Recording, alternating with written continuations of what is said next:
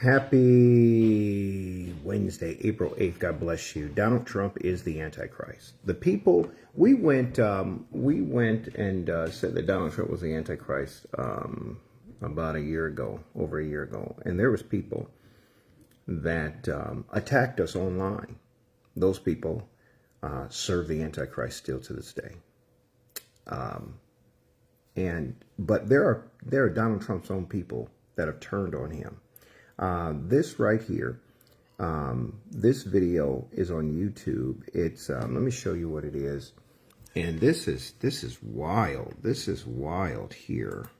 Who just called for Donald Trump to be removed from office after his insane post saying, if you had told me a year ago that in April of 2026, Marjorie Taylor Greene would be calling for Trump to be removed from office because he's an insane person, I would have thought you were insane. I know you've seen this atrocity by now, but let's talk about it.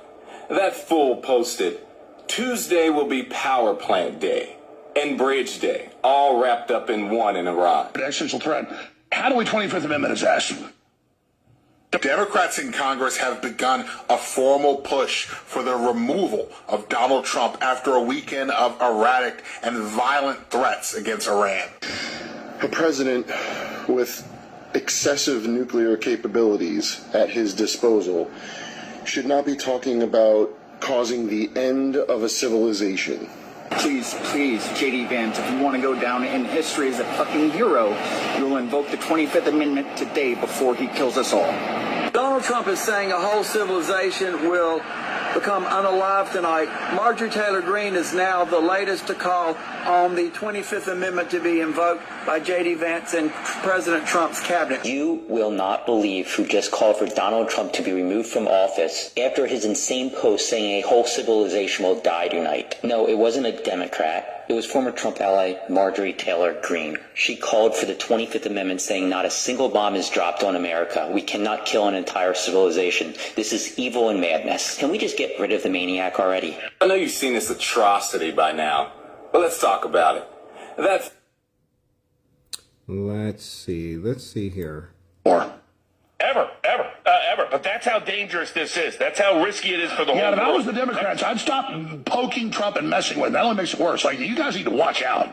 This isn't a guy acting like he's crazy. This is real. Well, what's there going to be to take over in 2026 or 2028 if this hits the fan?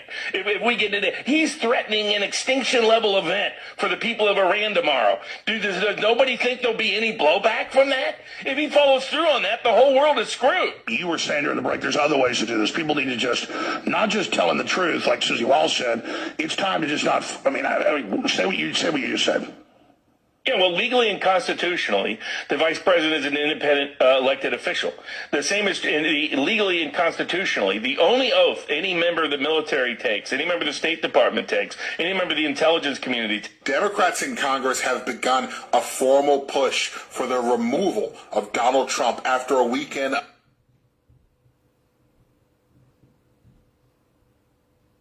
I think it's time for America to rip the Band-Aid off, and we need to have a serious conversation about what the fuck is happening to this country and who in the hell are these decisions being made for and who is making these decisions. Going to open this again. It is the logic of escalation in this war because in some sense, Mark Levin is right.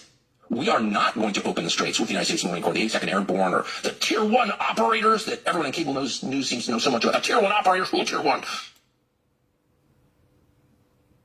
On the edges, he's direct. He talks how we talk. He says what we're thinking. He's not politically correct. Remember that? That used to be a part of the appeal. Actually, that used to be central to his appeal. People used to say that that was an indicator of his authenticity, his honesty, his groundedness. He's not like the other politicians. He's not about the bullshit. And so 10 years ago, I used to think that was funny. I used to think it was cool. I used to think it was refreshing. And the reason is because it seemed that all of the civility and the formalities and everything like that, it seemed like all of that, we were going through the motions, and underlying it was a lot of propaganda and lies. So at a certain point, people said, let's just dispense with all of these pointless rituals. Let's dispense with all of the pomp and the formalities. Let's dispense with all of this politically correct language, and let's just be direct and honest about what's happening in our country. And maybe there's something to be said about that. But we have come all the way around over the course of 10 years, and now is there no decorum? Is nothing sacred? Is there ever a time to be respectful of anyone or anything? How about respectful of the U.S. population? How about the fact that you're the U.S. president for children and families and for a nation of Christians to talk like that at all? How about respectful of the fact that it's a holiday, that it's Easter? Respectful of God? All right, so those are just a few of former or current Trump supporters. I mean, you heard from Marjorie Taylor Greene, you heard from several other podcasters that have supported Trump. You've seen Nick Fuentes, white supremacist Nick Fuentes, Tucker Carlson, who's a big Trump guy, America First guy. You've seen from Alex Jones. These are hardline Trump people who have moved away or criticizing him or trying to move away from MAGA. Why? Because they can see something is not right, ladies and gentlemen. Donald Trump's tirade, profanity-laced, vulgar, vile tirade on Easter Sunday. He defecates on every Christian holiday. And Christians don't even care. Pastors don't even care. The false leaders, false prophets, they don't even care. He defecated on Christmas by his profanity-laced tirade on Christmas and then bombing Nigeria. He defecated. This is a pattern. Ever since he's been the president, ever since he's been in the public eye like this, he has defecated on Christmas, on Easter. Every Christian holiday, he does it. Why? He doesn't want the attention to be on Christ, but to be on him. Praise to Allah on Easter? Man. But people just continue to ignore and dismiss this.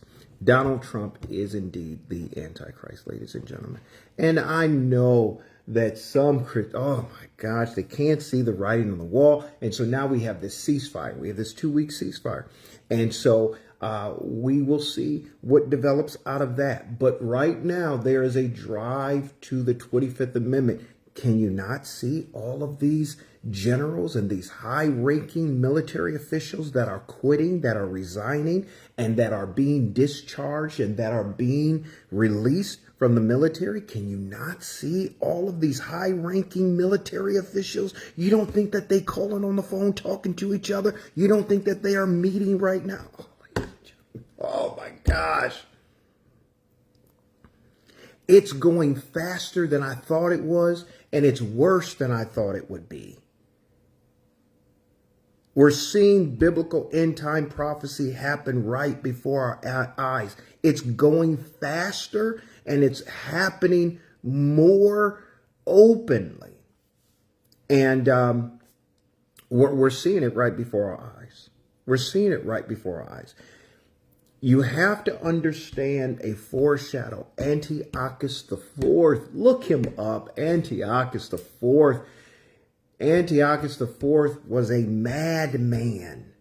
That was God showing us that the Antichrist, Antiochus IV from Daniel, the Antichrist would be a madman. That's what they're calling him. He is mad. They're calling him demented. They're calling him just vile, insane. And he's breaking the world. Yes, he's molding the world in his own image. He's controlling the world. He is a thug. Hey, listen, that's why Donald Trump is a mirror. Have you ever wondered, why do these ex-gangsters or thugs or whatever like Donald Trump? He's a mirror. If you are a former thug and gangster and that spirit is still in you, you're drawn to Donald Trump because that's what he is. He's an organized crime thug who holds the president of the United States power, wielding it, the military. He's like Tupac, Bishop and Juice, who got the power of that gun in his hands, and it's like candy to him. I'm telling you, this man is unhinged. And now we have a 2-week ceasefire, and we're going to see what that looks like. Iran is not backing down. They are saying they are going to do these things. Folks, this only ends bad. It only ends bad. I see y'all, Elder Tracy Carr. I see you, Prophetess Carol O'Brien. I see you, Elder Rochelle. I see you, Prophetess Erica Tucker. And anybody else that's jumped on. God bless y'all. We love you with the love of the Lord. Happy Wednesday. Oh, join us tonight for Wednesday night with Pastors Alvin and Latoya White. God bless you. All right? Happy Wednesday. Glory to God.